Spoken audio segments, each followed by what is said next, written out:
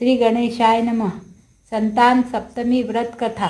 संतान सप्तमी व्रत भाद्रपद मास की शुक्ल पक्ष की सप्तमी को किया जाता है। एक दिन महाराज युधिष्ठिर ने भगवान से कहा कि हे प्रभु, ऐसा कोई उत्तम व्रत बताइए जिसके प्रभाव से मनुष्य के सांसारिक दुख क्लेश दूर होकर पुत्र एवं पुत्रवान हो। यह सुनकर भगवान बोले, हे राजन, तुमने बड़ा ही उत्तम प्रश्न किया है। मैं तुमको एक पौराणिक इतिहास सुनाता हूँ, ध्यान पूर्वक सुनो। एक समय श्री लोमस ऋषि ब्रजराज की मथुरापुरी में वसुदेव देवकी के घर गए। महाराज को आया हुआ देख करके दोनों अत्यंत प्रसन्न हुए तथा उनको उत्तम आसन पर बिठाकर उनकी अनेक प्रकार से वंदना कर सत्कार किया। फिर मुनि के चरणोदक से अपने घर तथा शरीर को पवित्र किया। मुनि प्रसन्न होकर उनको कथा सुनाने लगे।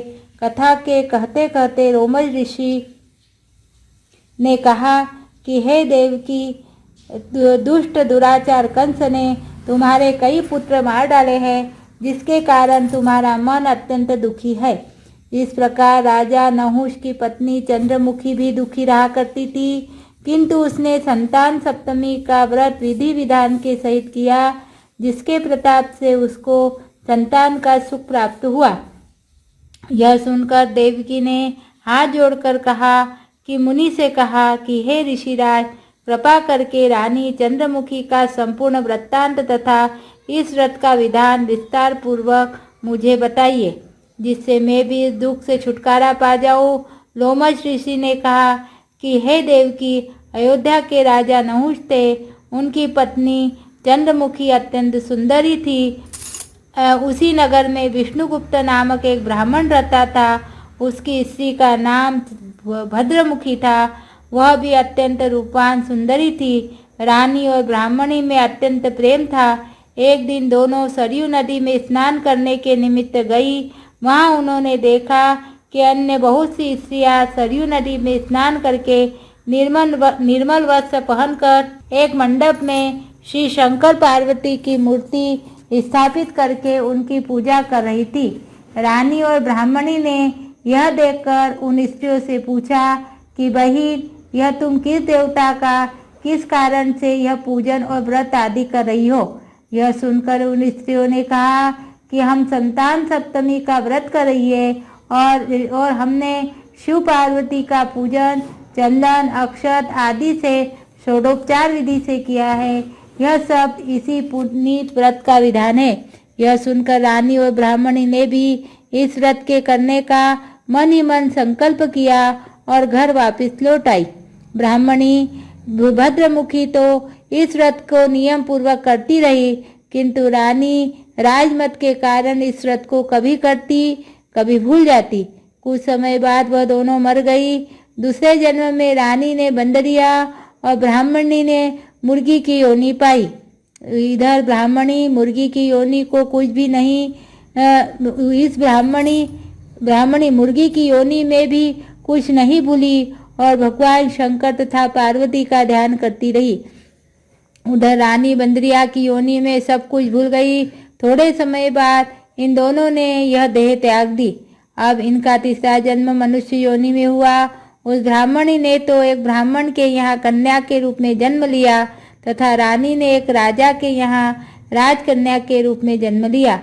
उस ब्राह्मण कन्या का नाम भूषण देवी रखा गया और विवाह के योग्य होने पर उसका विवाह गोकुल निवासी अग्निझील नामक ब्राह्मण से कर दिया गया।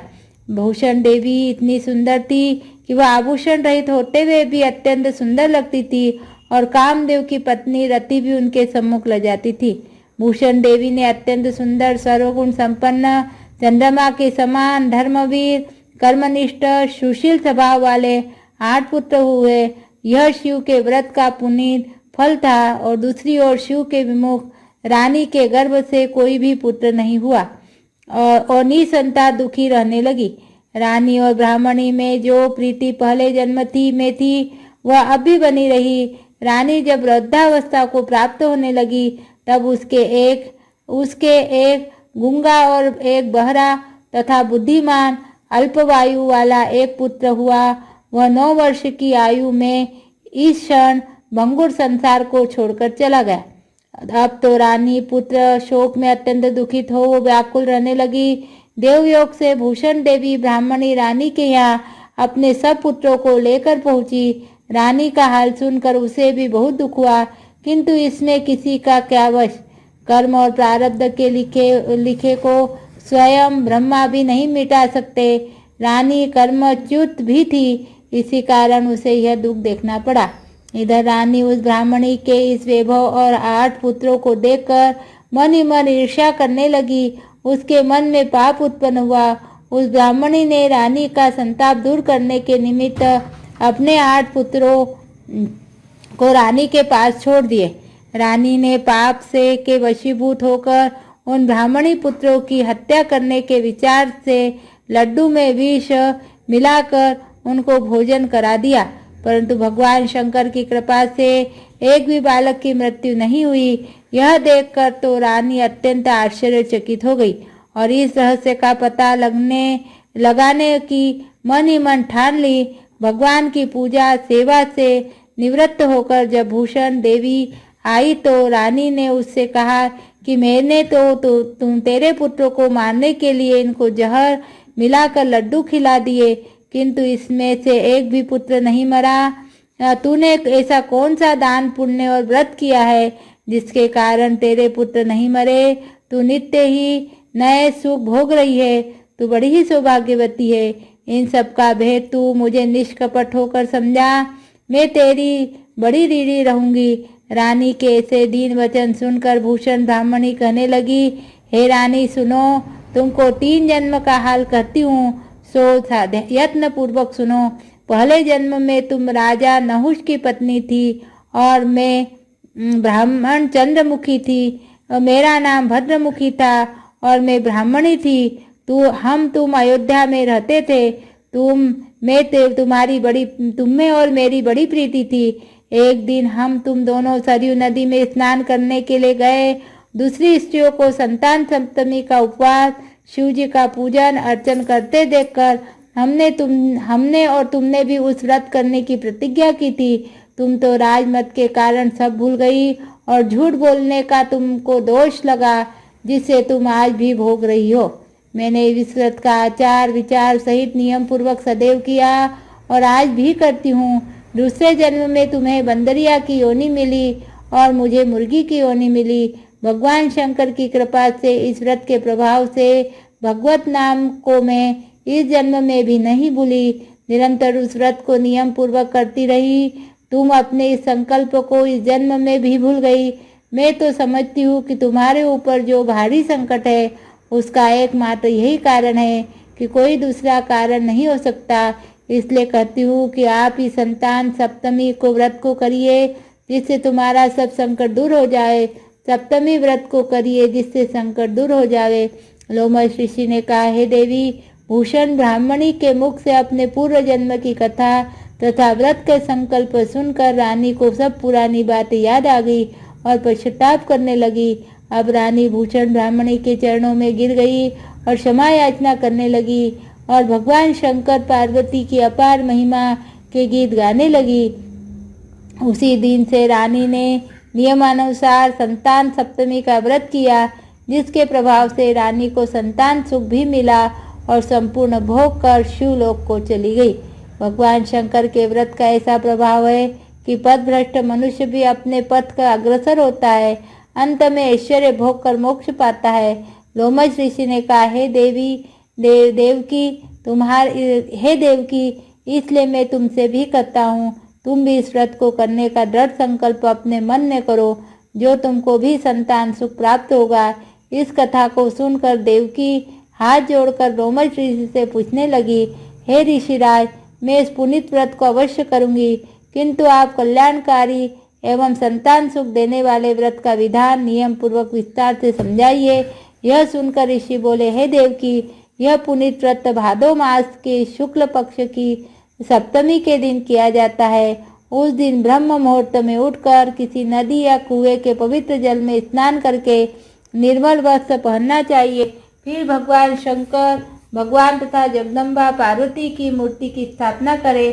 प्रतिमाओं के सम्मुख सोने, चांदी या तारों अथवा रेशम का एक गंडा बनाएं और उस गंडे में 7 गांठें लगानी चाहिए। गंडे की धूप अष्टगंध पूजा करके हाथ में बांधे और भगवान शंकर से अपनी कामना को सफल होने की शुद्ध भाव से प्रार्थना करें। तदंतर 7 पुआ बनाकर भगवान को भोग लगावे। 7 ही पुआ यथाशक्ति सोने और चांदी की एक एक अंगूठी बनाकर सबको एक तांबे के पात्र में रखकर उसका षोडोपचार विधि विधान से पूजन करके किसी सदाचार, धर्मनिष्ठ, कर्मनिष्ठ सत्पात्र ब्राह्मण को दान दे देवे। उसके पश्चात 7 पुआ स्वयं प्रसाद ग्रहण करे। इस प्रकार व्रत का पारायण करना चाहिए। प्रतिमास की